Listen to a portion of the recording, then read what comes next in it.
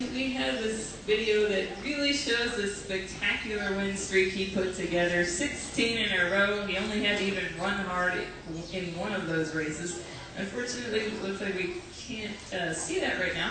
But why don't we have a great welcome for Cigar.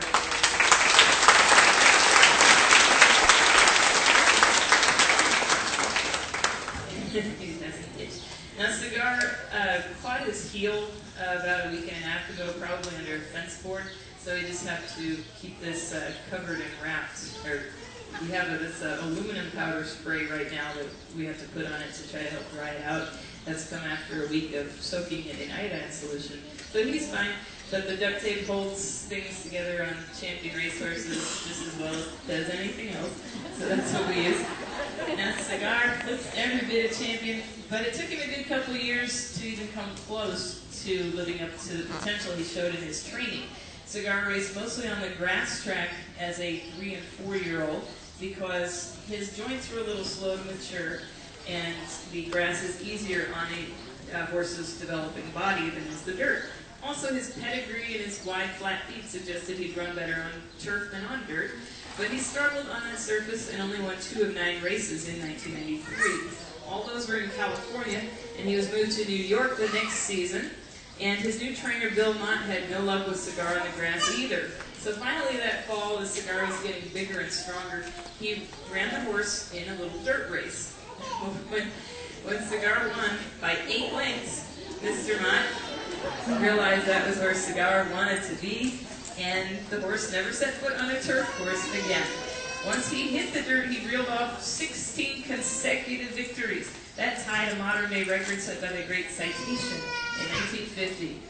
Along the way, he won just about every major race for older horses in the country on dirt, culminating with a win in the Breeders' Cup Classic at the end of 1995. That gave him a 10-for-10 season. The Breeders' Cup Classic is the richest race in North America. He took that streak to new heights in 1996. He traveled halfway around the world to the desert sands of Dubai that March for the first Dubai World Cup. This was the richest race that had ever been run, with a purse of $4 million. And Cigar was the big favorite in that race, but he actually had to run hard for the first time during the streak. Soul of the matter came up to him. And Cigar actually had to find everything within himself to turn back that horse, but he won in a thrilling half-length victory. He is not going to be denied that day, and he was dubbed Horse of the World. Well, he took the streak to 16 that July.